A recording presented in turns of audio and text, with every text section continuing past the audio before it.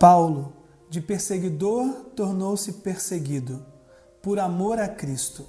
Vida que nos inspira, que encoraja, que nos empurra para a grande missão de encontrar o perdido, lembrar o esquecido, falar da salvação. Paulo nos lembra que todo salvo é um missionário, todo seguidor de Cristo é evangelista, e ele fez isso de todas as formas, por todos os meios, no mundo inteiro, para alcançar a todos, até o seu último suspiro de vida. Onde aumentou o pecado, a graça transportou.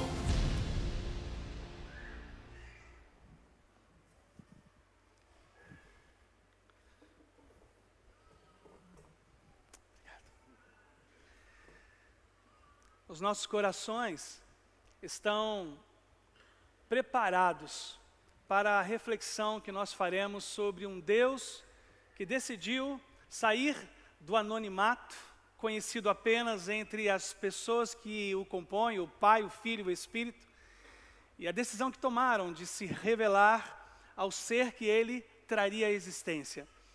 Esse Deus desconhecido ainda de muitos na terra, e também para nós que julgamos conhecê-lo completamente, talvez esta palavra hoje virá calar profundamente ao nosso coração, no anseio, talvez de aprofundar a nossa relação com Ele, e mais do que isso, porque percebemos que não o conhecemos tanto quanto devíamos, talvez projetar em nós o amor necessário para nos importarmos com as demais nações, onde Ele ainda sequer é citado, sequer é lembrado. Paulo, ele é um dos personagens principais do Novo Testamento.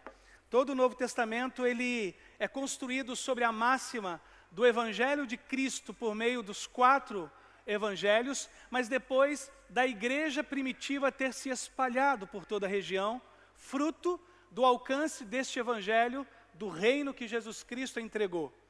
Apóstolo Paulo está presente em viagens missionárias para cumprir a sua missão de testificar às pessoas que ele conheceu o Cristo vivo, que ele conheceu o Criador do universo, e isso para ele é impensável não compartilhar.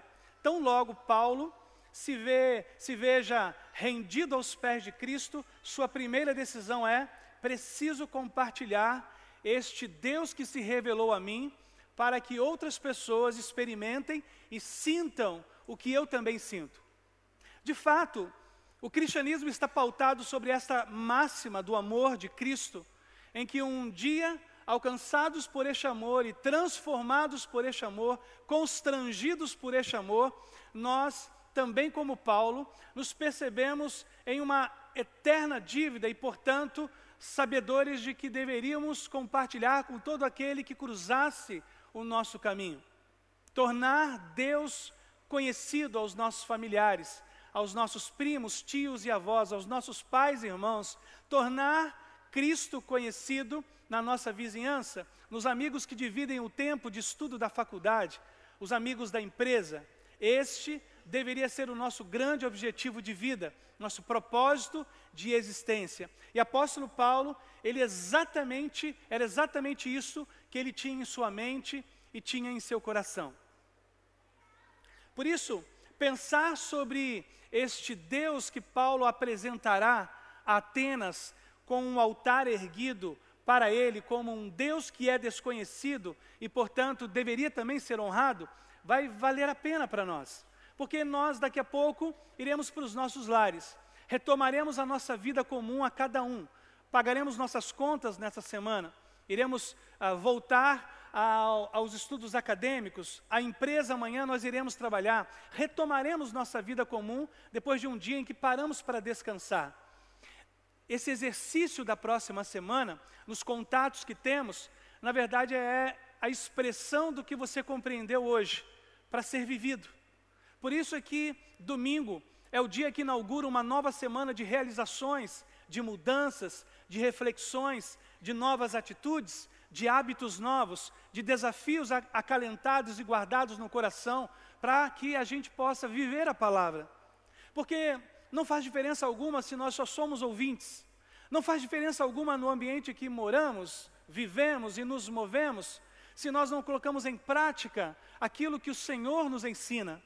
É Tiago, irmão de Jesus, que escreve a carta dizendo: não sejam apenas ouvintes, tornem-se praticantes daquilo que vocês ouvem. E Cristo advertiu diversas vezes os seus seguidores dessa possibilidade de apenas sermos uma grande biblioteca, mas fechada para a consulta. Uma biblioteca com dezenas de milhares de livros, informações das mais preciosas a respeito de Deus, da palavra, de Cristo, mas fechada. Por quê? Porque nós não estamos abertos para que pessoas conheçam o que nós conhecemos, para que pessoas experimentem o que nós experimentamos. Ao final deste sermão, o desafio para a tua vida será esse: Senhor, me ajude a não apenas ser aquele que retém o conhecimento de Ti, ser não apenas aquele que experimentou um dia a Tua graça e o Teu favor, mas alguém que corajosamente e ousadamente, de maneira alguma, resiste ao impulso e às possibilidades de falar de Ti. É verdade, tem muita coisa que a gente não conhece e a gente acha que conhece. Existem particularidades da lei que nós ainda desconhecemos. Você sabia que passagens de ônibus têm validade de 1 ano? Quantos sabiam disso? Eu não sabia. Em uma simples consulta do Google, eu disse: direitos que não sei. E vieram muitos direitos. Eu não sabia que quando eu compro uma passagem, recentemente, eu fiz uma viagem do Rio de Janeiro para cá, depois de visitar o meu pai.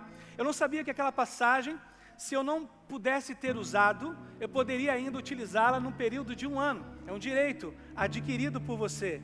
Você sabia que doador de sangue tem direito a meia entrada em teatros, em cinema? Sabia dessa também? Eu não sabia. E o desconhecimento de direitos faz o quê? Faz com que a gente não aproveite algumas vantagens. Imagine eu que vou tanto ao cinema e eu sou um doador de sangue. Eu tenho carteirinha. Eu vou usar isso a meu favor, mas eu não sabia. Quantos não sabiam que doador de sangue tem direito? Levanta a mão aí, você que vai no cinema. Ok, agora vocês sabem. O desconhecido, quando conhecido, nos traz alegria, nos traz direitos adquiridos. Não sei se você sabe que em nenhuma hipótese o cliente pode ser forçado a pagar a multa pela perda de comanda. Irmãos, quantas vezes eu fiquei ansioso com os meus filhos: não perca esse negócio. Porque eu achava que se a gente perdesse a comanda, já era, você ia pagar o valor que o dono do estabelecimento, ele dissesse a você: ó, vocês vão pagar agora. E às vezes até algumas têm, né, esse tipo de placa. Não é de direito constitucional um estabelecimento cobrar um determinado valor porque você perdeu a comanda. Quando nós tomamos conhecimento de coisas que nos eram despercebidas, o que ganha? Ganha que a gente agora se move de maneiras diferentes. Por exemplo, eu na próxima vez que estiver num restaurante e vir uma placa, eu vou dizer: olha, eu sei do meu direito. O meu direito é de que você não pode, de maneira alguma, me cobrar se um dos meus filhos adolescentes perderem a comanda ou eu perder a comanda. Quando nós nos atentamos para o desconhecido ser investigado, para o desconhecido ser alterado, irmãos, espiritualmente, nós também ganhamos direitos. Mas não esse direito do determinismo, o direito da alegria de você saber que há uma promessa à tua disposição. Quantas promessas nós ainda não nos damos conta de que nas Escrituras nos foram oferecidas pelo autor dela para cada um de nós. A gente só sabe que Ele salva, mas não sabemos do seu caráter, não sabemos de como Deus cuida de cada um de nós, como podemos descansar em uma determinada crise que estejamos vivendo. É importante demais que o desconhecido se torne revelado. Por isso é que Deus, está espalhando mundo afora, em todas as nações, o seu conhecimento.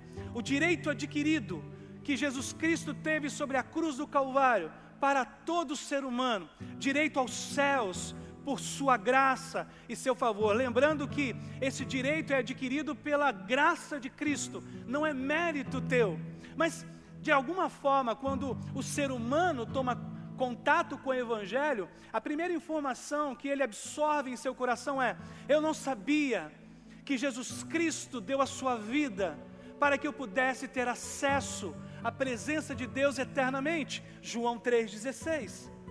Dizer isso ao mundo é aliviar a carga do sofrimento, do peso, da solidão, de um diagnóstico fatal.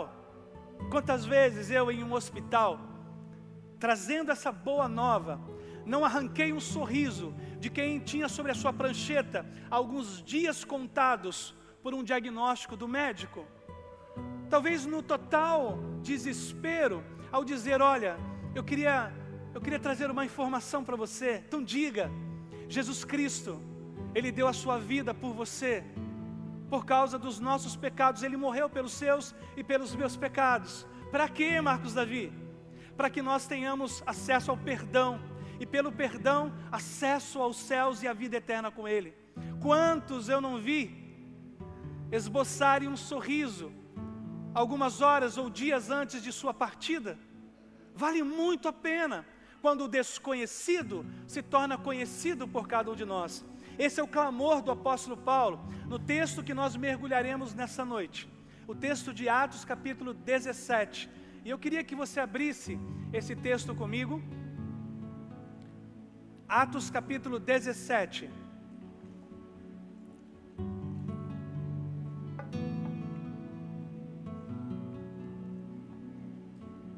E se você nos acompanha pela internet, acesse o aplicativo, abra, para que você acompanhe conosco também. Atos 17, a partir do versículo de número 16. Enquanto Paulo esperava por eles em Atenas, ficou muito indignado ao ver ídolos por toda a cidade. Por isso, ia à sinagoga debater com os judeus e com os gentios tementes a Deus, e também falava diariamente na praça pública a todos que ali estavam. Paulo também debateu com alguns dos filósofos epicureus e estoicos. Quando lhes falou de Jesus e da ressurreição, eles perguntaram: o que esse tagarela está querendo dizer? Outros disseram: parece estar falando de deuses estrangeiros. Então levaram Paulo ao conselho da cidade e disseram: pode nos dizer que novo ensino é esse? Você diz coisas um tanto estranhas e queremos saber o que significam. Entre parênteses, convém explicar que os atenienses, bem como os estrangeiros que viviam em Atenas, pareciam não fazer outra coisa senão discutir as últimas novidades. Então Paulo se levantou diante do conselho e assim se dirigiu aos seus membros: homens de Atenas, vejo que em todos os aspectos vocês são muito religiosos, pois enquanto andava pela cidade reparei em seus diversos altares. Um deles trazia a seguinte inscrição: ao Deus desconhecido. Esse Deus que vocês adoram sem conhecer é exatamente aquele de que lhes falo. Ele é o Deus que fez o mundo e tudo o que nele há. Uma vez que é Senhor dos céus e da terra, não habita em templos feitos por homens e não é servido por mãos humanas, pois não necessita de coisa alguma. Ele mesmo dá vida e fôlego a tudo e supre cada necessidade. De um só homem, ele criou todas as nações da terra, tendo decidido de antemão onde se estabeleceriam e por quanto tempo. Seu propósito era que as nações buscassem a Deus e, tateando, talvez viessem a encontrá-lo, embora ele não esteja longe de nenhum de nós. Pois nele vivemos, nos movemos e existimos. Quem tem a minha versão, vamos repetir essa frase juntos? Pois nele vivemos e existimos. Como disseram alguns de seus próprios poetas, somos descendência dele. E por ser isso verdade, não devemos imaginar Deus como um ídolo de ouro, prata ou pedra, projetado por artesãos. No passado, Deus não levou em conta a ignorância das pessoas acerca dessas coisas. Mas agora, Ele ordena que todos, em todo lugar, se arrependam. Ele ordena que todos, em todo lugar, se arrependam. Pois Ele estabeleceu um dia para julgar o mundo com justiça, por meio do homem que Ele designou, e mostrou a todos quem é esse homem ao ressuscitá-lo dos mortos. Está falando de Jesus Cristo. Quando ouviram Paulo falar da ressurreição dos mortos, alguns riram com desprezo. Outros, porém, disseram: queremos ouvir mais sobre isso em outra ocasião. Então Paulo se retirou do conselho, mas alguns se juntaram a ele e creram. Entre eles estava Dionísio, membro do conselho, uma mulher chamada Dâmaris e alguns outros. Que texto fantástico. Vamos ler e pedir que Deus agora traga luz ao nosso coração e mente para compreendermos o texto sagrado. Vamos pedir isso agora juntos? Pai, não teremos condições nenhuma de entendermos esse texto se o Senhor não nos ajudar e trazer luz à nossa mente e ao nosso coração. E isso é o que te pedimos. Porque, Pai, se formos capazes por Ti de compreender Tua palavra, seremos transformados por ela, e isso é tudo o que nós queremos. Ser tocados pela Tua palavra, sermos, ó Deus, transformados por ela. Faça isso, Senhor, em nós, para o louvor da Tua glória, em nome de Jesus, amém. Amém. Tem uma frase que eu queria que você acompanhasse a leitura comigo.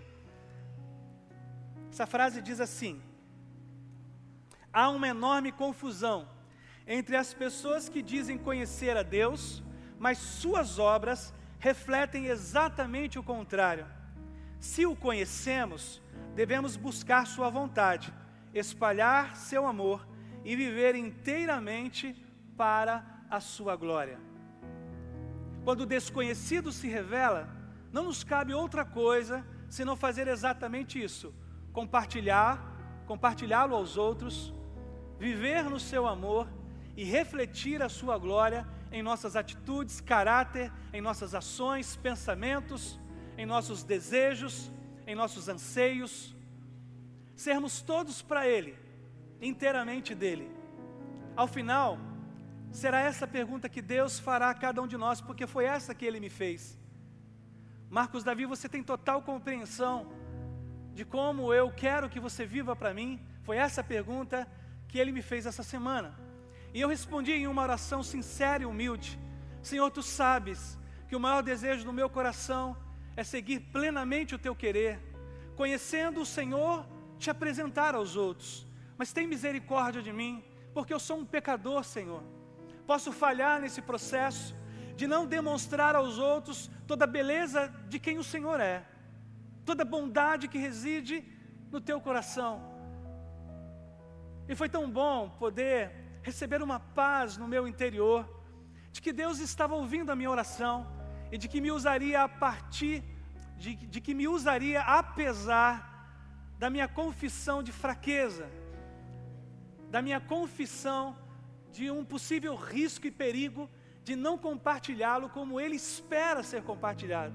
E eu queria dizer uma coisa para vocês: Deus tem muita paciência com a gente, Deus ama demais a gente, e Deus tem investido na nossa vida, Deus tem insistido comigo e com vocês a mudarmos nossas atitudes em relação à nossa esposa, nosso esposo, em relação aos nossos filhos, em relação ao próximo.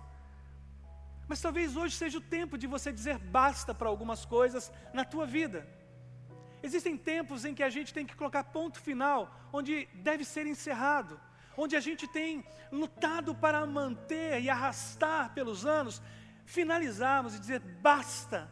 A partir de agora, eu vou mudar, eu vou tentar ser mais amoroso, ser mais compassivo. Conversava hoje com um adolescente sobre como os meus filhos têm me feito perceber um pai que precisa aprender muitas coisas. E os nossos filhos nos desafiam há uma maturidade que ainda nós não experimentamos. Não só o controle da nossa paciência, do domínio próprio, não só isso, mas a habilidade de conversarmos com eles e alcançarmos os seus corações. A habilidade de podermos demonstrar o caráter de Cristo através da nossa vida, quando questionam nossas decisões, quando impõem algum tipo de negociação para os limites que colocamos para eles. Nós temos que estar prontos para fazermos isso, porque é assim que o Pai trata com cada um de nós, filhos às vezes rebeldes. Quantas vezes eu disse: Senhor, vou esticar um pouco esse limite que o Senhor tem me dado. E Deus vem com toda a graça e todo amor, revelar-se a mim como um Deus de amor, mas também de justiça. Marcos Davi, eu não vou poupar você das consequências do erro que você insiste em abraçar, quando estou tentando livrá-lo dele. E por amor, Ele nos permite viver as consequências e nos ajuda a sobreviver a elas. Isso é um Deus de amor. Talvez você não o conheça profundamente, mas eu queria mostrar como Paulo apresenta esse Deus desconhecido aos atenienses e aos judeus da Grécia. Queria mostrar para você isso em 4 verdades.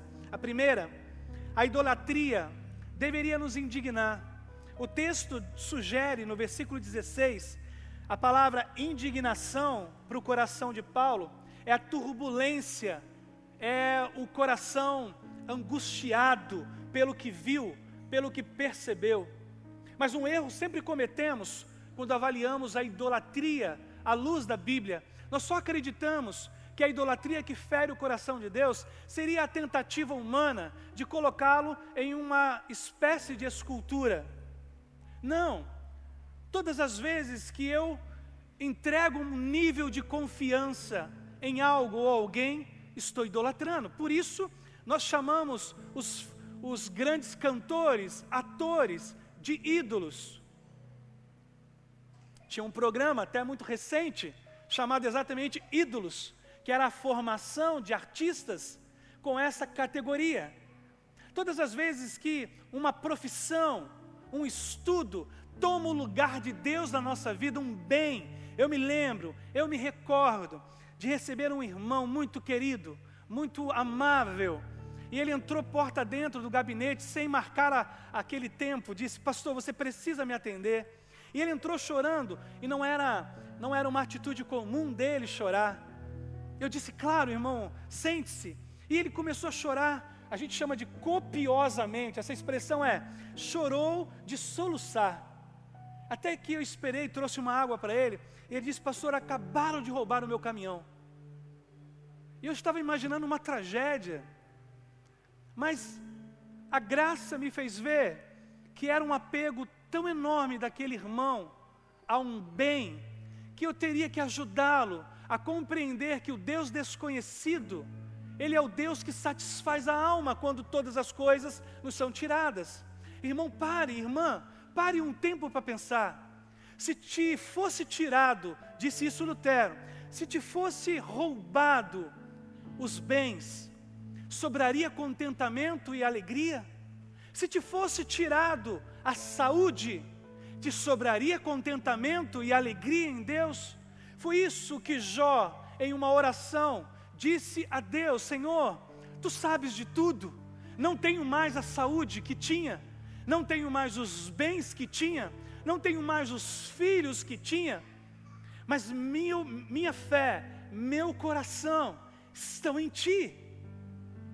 Não deveríamos viver como este irmão, e graças a Deus, foi um discipulado intenso, de choro com ele, porque nós não podemos ignorar o coração humano em avaliar a dor que o consome. Então eu ajudei, eu disse: nós vamos orar, e se Deus quiser, o seu caminhão vai reaparecer. Nunca reapareceu. Se Deus quiser, o recurso que você precisa para comprar um novo, você obterá, porque ele não tinha seguro do seu caminhão, e estava com muitas prestações para serem pagas. Então nós não podemos ignorar e julgar o irmão na sua dor e dizer: cresce, homem, vamos lá. Eu não podia dizer isso porque eu seria injusto. em fazer pouco caso e indiferença à dor que consumia o coração dele, mas eu o auxiliei, eu o ajudei, eu visitei a casa dele nos próximos dias, eu acionei pessoas próximas que tinham acesso a consultas de banco, de furtos e roubos, até que eu comecei a mostrar para ele que às vezes, nem sempre, mas às vezes, é um tratar de Deus conosco. Porque as Escrituras dizem que o Senhor, pelo seu Espírito, tem ciúmes de nós. Essa expressão sempre me provocou muito em todo minha caminhada e jornada na teologia. Como assim Deus tem ciúme de mim? O ciúme não é errado, o ciúme não é algo com o qual eu deveria lutar, mas o texto bíblico, na palavra original, diz que Deus não divide você com ninguém. Deus não compartilha a atenção sua com ninguém. Ele quer exclusividade. Deus quer ser unicamente seu e você dele. Irmãos, como isso é precioso, mas nós ainda não sabemos. Como as leis que talvez trariam uma certa defesa, nós não sabemos que esse Deus, Ele não gostaria que você dividisse a fé que deveria depositar somente nele, em outras pessoas, em bens e pior ainda, em ideologias políticas. Eu olho para o Facebook, eu olho para o Instagram e vejo pessoas mais preocupadas em conquistar adeptos para a ideologia política que ele defende, do que transmitir o amor de Deus. Há feridas de todos os lados pela internet hoje, porque nós não entendemos que esse Deus desconhecido quer todo o nosso coração. Eu amo demais a minha família, eu daria a minha vida pela minha família. Deus é minha testemunha, que eu os amo de verdade até a morte. Mas eu não realizo a minha vida na minha família. Minha realização enquanto ser humano está em Deus. Porque talvez um dia eles partam antes de mim. Quem pode garantir que não partirão? Queria eu que eles morressem antes de mim. Desculpa, depois de mim. Antes não.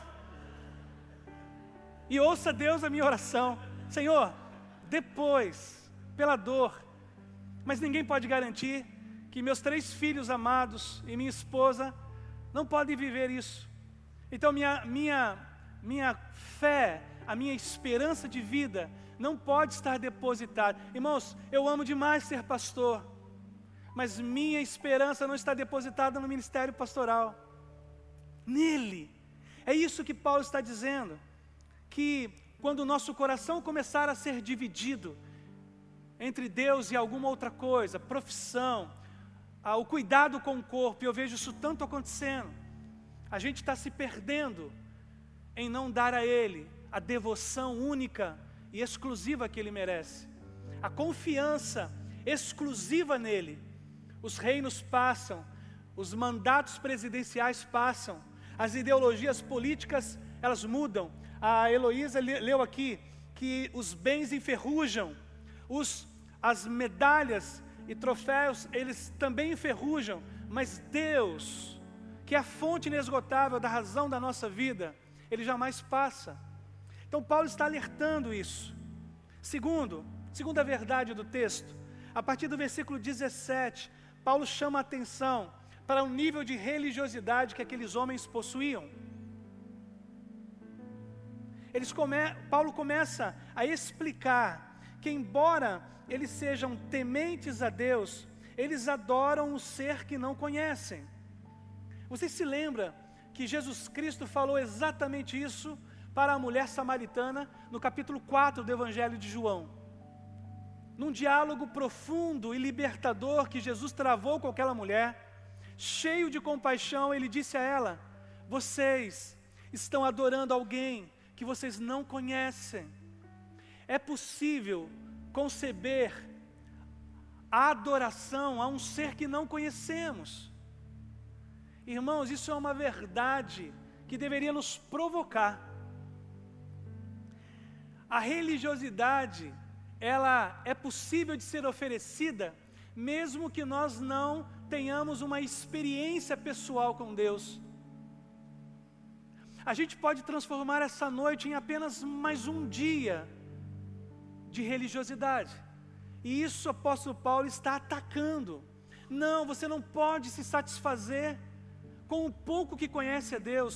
Oséias, no capítulo 6, no versículo 3, ele disse: Israel, conheça a Deus, mas prossiga em conhecê-lo.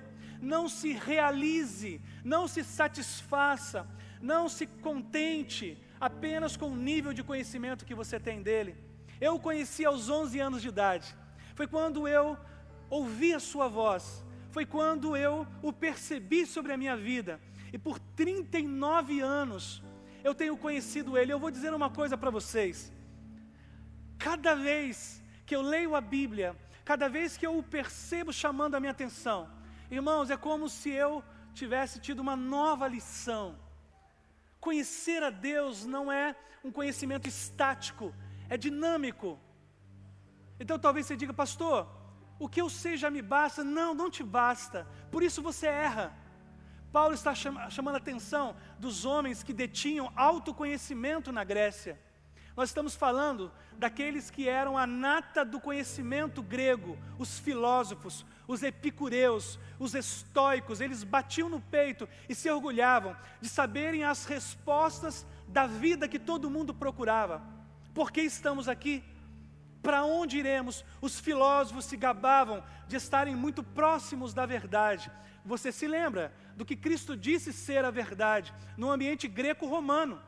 Jesus disse em alto e bom som: vocês estão à procura da verdade, mas ainda não entenderam que ela está entre vocês. Eu sou o caminho, a verdade, completem, e a vida. João capítulo 14, versículo 6.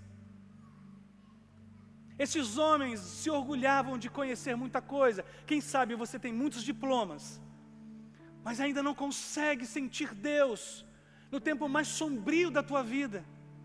Não consegue percebê-lo se movendo por meio de uma criança. Hoje, antes do culto, antes de começar esse culto, uma criança de não mais do que 4 anos, 5 anos, me procurou e disse: pastor, eu quero te pedir perdão. Eu falei: mas por que você quer me pedir perdão? Porque você me viu irritado hoje na mesa, na hora do almoço. Irmãos, como não enxergar Deus na vida deste pequeno? Eu abracei apertado e disse: não, você não precisa de maneira alguma me pedir perdão. Eu entendi a sua irritação. Irmãos, que lindo. Às vezes, por não conhecermos Deus, nós não o percebemos se movendo nas situações. Nós não o percebemos agindo por meio de pessoas. Uma música que traz ao coração da gente uma direção, um outdoor que faz todo sentido naquele momento da vida que estamos atravessando. Um sermão, uma leitura de apenas um versículo. Ah, se nós rompermos a religiosidade, Ele é maior do que a religião, Ele é antes de todas as religiões. De fato, Jesus nunca veio implantar a religião do cristianismo. Nós não temos na Bíblia nenhum versículo que Jesus diga: hoje estou implantando uma religião no mundo. Nunca, porque Ele está acima delas. A religiosidade nos afasta dEle, porque tem dogmas, regras. Ele disse: agora o véu está rasgado, dando uma plena direção a nós, de que não temos ninguém que possa se colocar entre nós e Ele. Agora nós temos livre acesso a Deus. Podemos orar onde estivermos e seremos ouvidos. Podemos contar sempre com a graça do seu conforto no dia mau. Paulo está atacando, dizendo: vocês se satisfazem com o nível de conhecimento que têm de Deus, porque a religiosidade está fazendo com que vocês adorem alguém cujo altar foi erguido com apenas uma placa. Não há nenhuma imagem, mas tem uma placa: ao Deus desconhecido. Dizem que existia por perto de 30.000 imagens em Atenas. E por causa do receio dos líderes religiosos de Atenas, de talvez ter se esquecido do Deus de algum estrangeiro ou nação, construiu esse altar. E é tão lindo e precioso quando nós imaginamos que o Deus que nós amamos e servimos, Ele de verdade, Ele não tem uma imagem, uma forma, nós o percebemos. Livro de Esther, por exemplo, em nenhum momento aparece o nome de Deus no livro de Esther, na Bíblia, mas nós o vemos trabalhando o tempo todo, movendo os corações e as situações para Ele ser glorificado. Eu amo isso demais. Eu queria te desafiar, pastor, e essa palavra é para mim hoje. Talvez você esteja pensando, essa palavra na verdade foi para mim. Acabei de completar o meu mestrado em teologia, mas eu não conheço nada do Senhor, porque eu quero mais dEle, eu quero mais dEle, eu quero experimentá-lo mais, eu quero sentir a sua presença, quero obedecê-lo, quero ouvir a sua voz, eu quero anunciá-lo, quero me relacionar com Ele como me relaciono com a minha esposa, em um nível de conhecimento que a gente entende pelo olhar o que está passando no coração um do outro. Deseje isso. Na última canção, coloque isso numa oração. Deus, permita que eu te conheça mais do que te conheço hoje, e vai por mim, se prepare, porque Ele vai se apresentar a você, Ele vai aprofundar a relação que você possui com Ele. Terceira verdade, o Deus desconhecido é mais revelado do que os atenienses podiam imaginar. E Paulo começa a dizer no versículo 24, vocês não sabem, mas é Ele, o desconhecido, com essa plaquinha aí, é Ele que trouxe tudo à existência.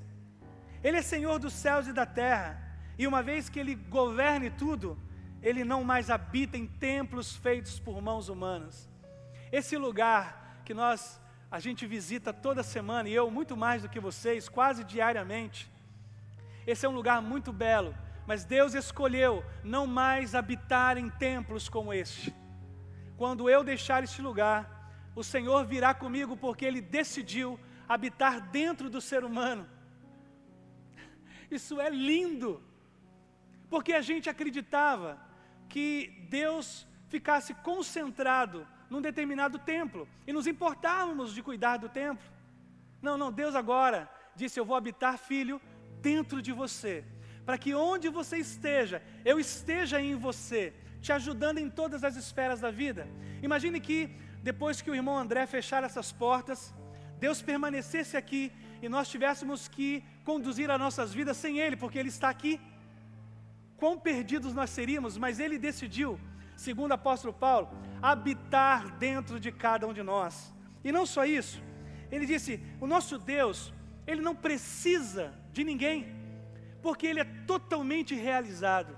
Ele não é servido por mãos humanas, porque os outros deuses, eles precisavam ser alimentados, ser cuidados. Ele disse, Ele não precisa de defesa, Ele se defende, Ele se protege, Ele se garante. Irmãos, como é bom confiar em um Deus que é totalmente realizado.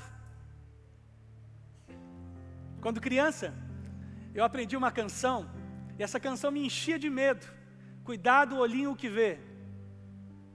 Cuidado, olhinho, o que vê. Cuidado, mãozinha, o que pega. O Salvador do céu. Vocês são desse tempo, né? E eu ficava com muito medo. Eu ia pegar alguma coisa, será que ele está olhando? Eu ia falar alguma coisa, será que ele ouviu isso? Será que ele percebeu o meu pensamento? Deus nunca quis que você tivesse medo dele. Naquele filme, X-Men Fênix, é dita uma frase que é muito interessante. Prepare-se. Fênix Negra, lembra desse filme? O que os homens temem, o que os homens não conhecem, eles temem. E o que eles temem, querem destruir. Deus não quer que você tenha medo. Temor é diferente de medo. Temor é respeito mais amor. Junta essas duas palavras, dá a palavra temor. Deus não quer que você se afaste dele. Deus quer que você o queira cada vez mais. Por isso, é dito pelo apóstolo Paulo, vocês não o conhecem, mas Ele está muito perto de vocês. Eu gosto dessa expressão do apóstolo Paulo, no versículo de número 27, o propósito de Deus é que as nações o buscassem, e tateando, ou seja, como cegos, como alguém no escuro, tateando, pudesse encontrá-lo. Embora, disse Paulo, ele não esteja longe de nenhum de nós. Deus está perto de você. Talvez tateando, não sabe quando a luz acaba? E você vai tateando até chegar no armário para pegar a vela e acender? Já fizeram isso? Quem já fez isso? Eu também. Hoje nós temos o celular, né? Hoje ajuda. Mas quando não tinha o celular, eu sou do tempo que não tinha celular, meus filhos. Não é possível. Eu sou do tempo que não tinha celular. A gente tateava, essa é a ideia. Talvez você tateando na sua vida e diz, eu quero que você me encontre. Deus não gosta de brincar de pique-esconde, irmãos. Deus quer se revelar. Deus quer ser encontrado, conhecido por você. Mas é verdade, eu não posso esconder de você que Paulo está dizendo que esse Deus de amor equilibra na outra balança a sua justiça. Ele ama tanto quanto é justo, e é justo tanto quanto ele é amor. Precisamos perceber e entender essa verdade. E essa é a quarta e última que eu quero transmitir para vocês nesta noite. O Deus desconhecido trará tudo a juízo.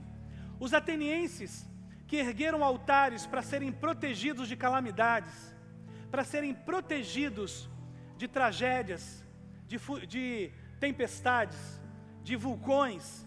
E nós sabemos como a Grécia foi atingida ao longo da história por essas catástrofes naturais. Paulo trouxe agora um outro juízo. Talvez vocês tenham se preocupado em atender a demanda de agradar os deuses com as 30.000 imagens para serem assegurados. Eu quero dizer a vocês que o Deus desconhecido, para quem vocês ergueram um altar sem conhecê-lo, eu queria dizer que um dia Ele vai trazer o juízo.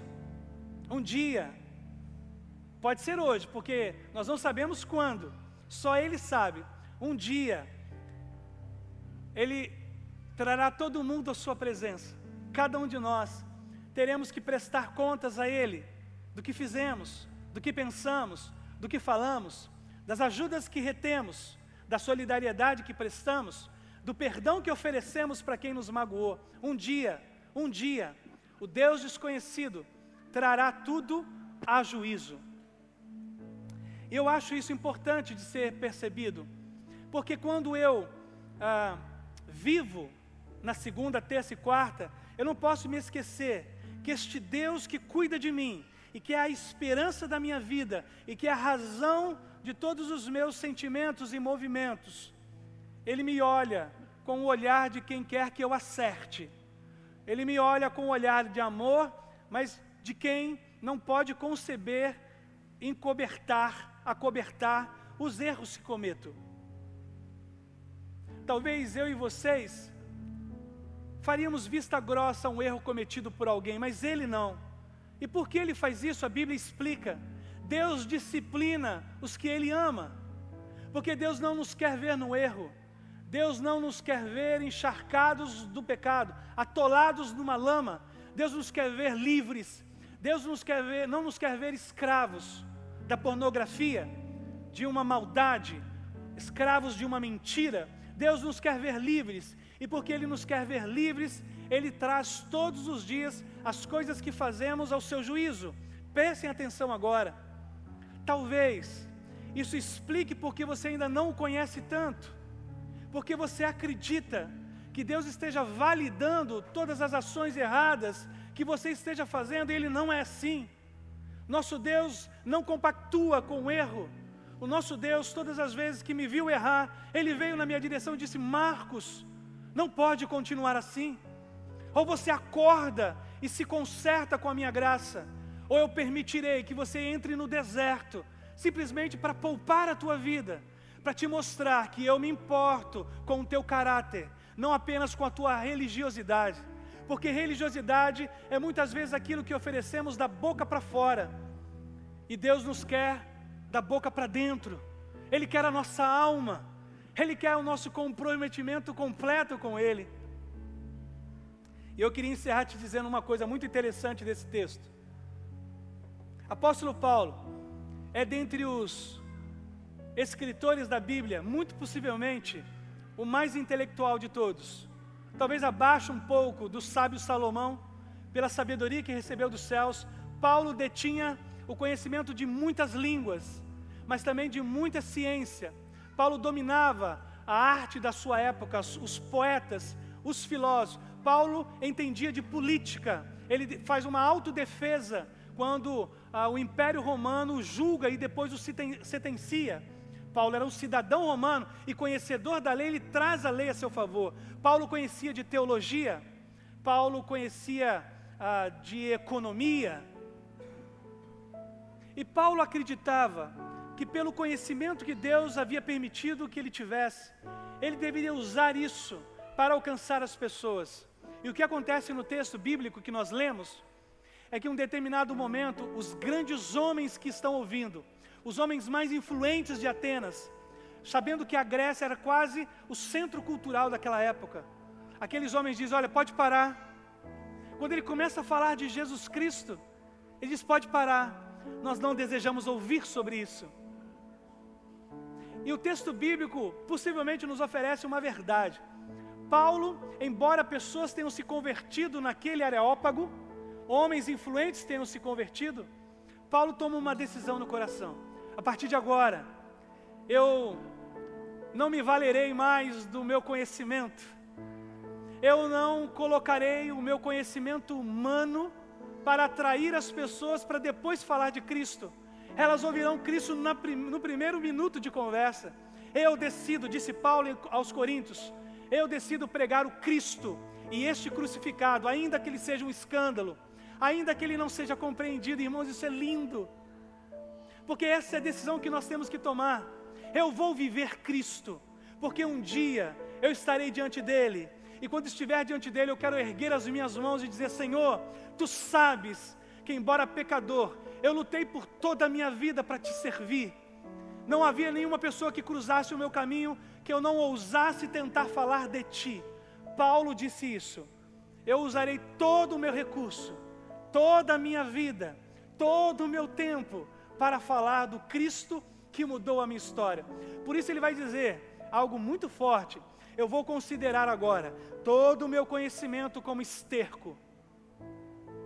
Parece muito duro o que Paulo está falando, mas ele diz: se eu comparar o meu conhecimento, meus diplomas, minha intelectualidade com o conhecimento de Cristo, é sobremodo o que eu sei dele. É muito mais importante o que eu sei dele, porque o conhecimento humano ficará na terra quando eu deixá-lo, mas o conhecimento que tenho de Cristo eu levarei para a eternidade. Precisamos entender isso e tomar uma decisão. Vocês nunca foram convidados para estarem neste lugar e apenas cantarem ou orarem. Nós somos desafiados todo domingo a dizermos algo para Ele. Há um texto de Apocalipse que diz sobre a boca de João, o apóstolo: eu vi multidões, todas prostradas diante do Cordeiro, com mãos erguidas, entoando um novo cântico: digno é Jesus Cristo de abrir todos os selos, digno é o Senhor de receber glória, honra e majestade. E se prostraram diante de Jesus. Esse é o cântico que nós encerraremos nossa celebração de hoje. Diremos a Cristo: Senhor, sei que o que eu faço, penso e digo não passa despercebido pelo Senhor, mas eu quero te dizer: me perdoa. E eu quero te dizer mais uma coisa, Senhor: eu quero te conhecer mais. Amanhã mais, na quinta, Pai, eu quero te conhecer mais. Ó Deus, leva-me a níveis mais profundos de conhecimento de Ti. E aí você será capaz de dar honras, glórias e louvores, não apenas hoje, mas amanhã dirigindo o seu automóvel, enquanto paga a sua conta, na hora do seu almoço, porque tudo o que importa é que esse Deus desconhecido de Atenas seja o Deus conhecido 24 horas por dia, 7 dias por semana. Amém? Vamos ficar em pé e vamos cantar essa canção? Dê a Ele toda a honra, dê a Ele todo o louvor. Abra os seus pulmões, abra o seu coração, erga-se agora com total liberdade para dizer quem Ele é para você.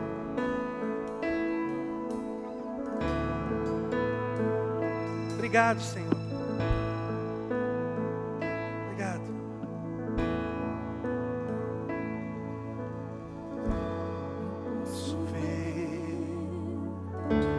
as multidões prostradas aos teus pés, ó Rei Jesus. Tente perceber essa cena futura. Eu posso ver. Onde estão as mãos erguidas? São mãos erguidas em adoração a ti, Jesus. Amém.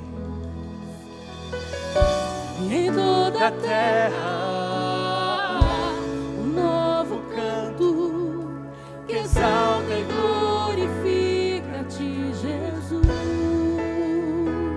Toda a terra, Em toda da terra, aqueles que vivem, um povo santo que vivem pra ti, ó Rei Jesus.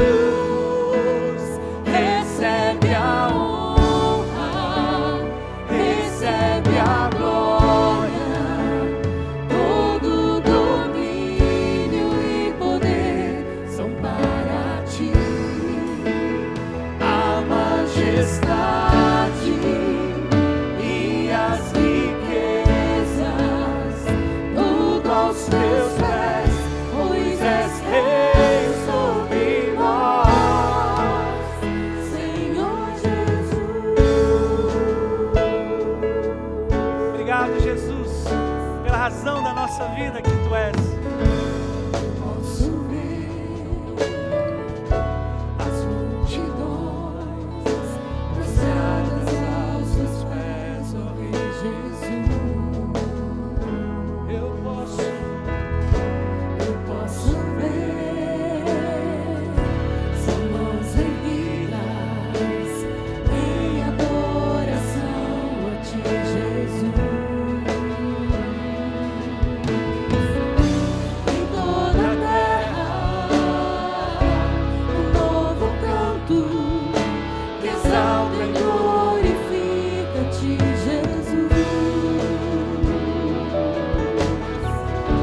em toda a terra. O povo santo A gente vai viver pra Ele. que vive Pra ti, ó Rei Jesus. Recebe a honra, recebe a glória, todo domínio e poder são para ti.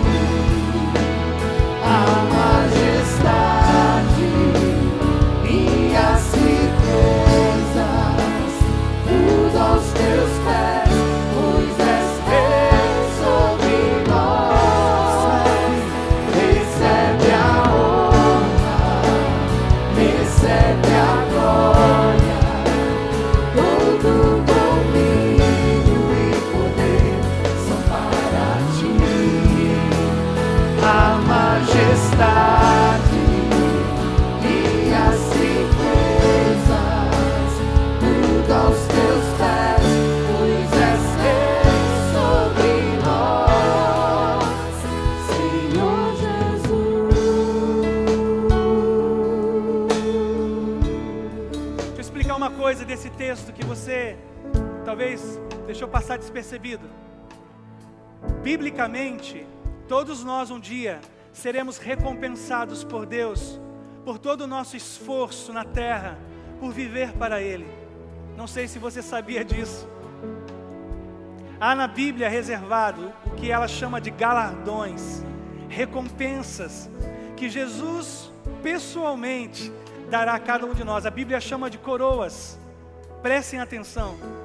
Um dia, por termos vivido para Deus, para Cristo na terra, por amarmos o próximo, por nos valermos do sacrifício dele em arrependimento, seguirmos sua vontade, um dia ele chamará pelo seu nome, ele chamará pelo meu nome, e eu irei à frente. Ele diz: Marcos Davi, pelo teu esforço de não ter abandonado a fé no dia mau, por ter compartilhado sobre mim com outros, eu coloco essa coroa sobre a sua cabeça, filho. E Deus diz, pela palavra dele, que ele fará isso com cada um. Mas o texto de Apocalipse diz que João viu algo estranho. Ele viu um movimento nos céus. Logo depois que a última pessoa, segundo a visão de João, recebeu a coroa, Houve um incômodo em todo mundo que havia recebido a recompensa de Jesus, porque ele ficou no lugar dele. E João viu, todos vieram a Jesus e tiraram suas coroas, porque se acharam indignos e colocaram aos pés de Jesus.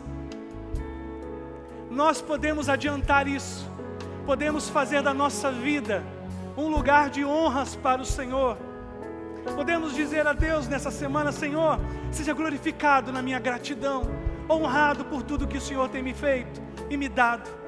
Viva assim, irmãos, viva assim para Ele. Diga a Ele novamente: recebe a honra. Diga isso para Ele: recebe a glória.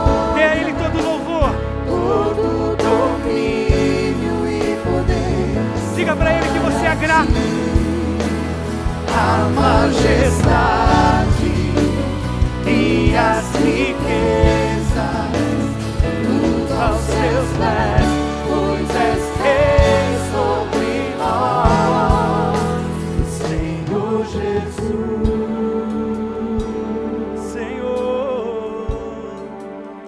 Senhor Jesus. Se Ele é Senhor, só me cabe uma outra posição, a de servo. Que Ele nos encontre assim todos os dias dessa nova semana que a gente agora vai encarar. Dá a mão para o teu irmão ao lado. Vamos nos unir agora pela fé para pedir a Ele uma semana cheia de sua presença.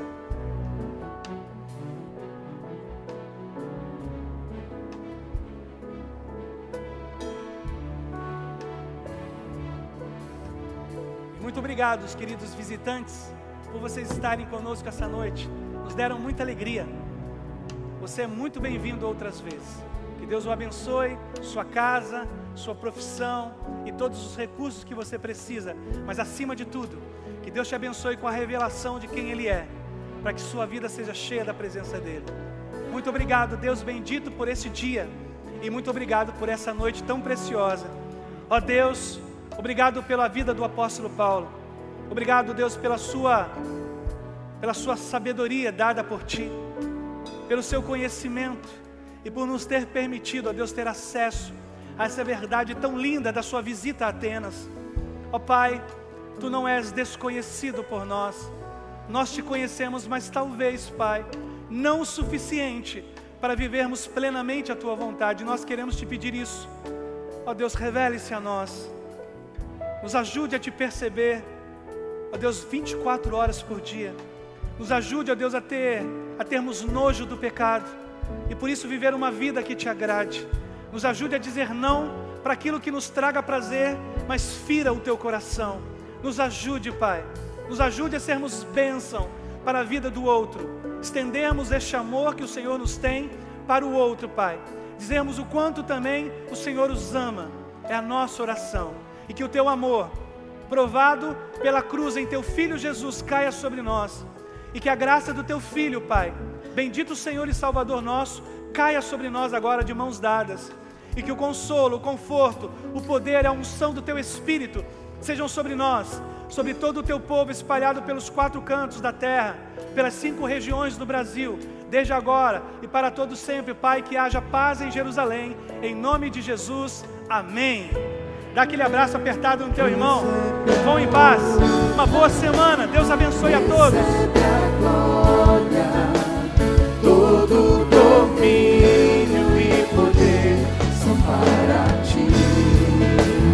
A majestade e as riquezas, tudo aos Teus pés, pois és Rei sobre nós. Recebe a honra, recebe a honra, recebe a glória. Todo domínio e poder são para Ti. A majestade e as riquezas, tudo aos Teus pés, pois és Rei sobre nós, Senhor Jesus.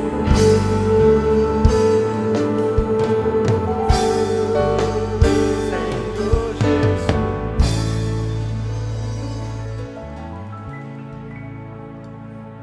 Fala, grande.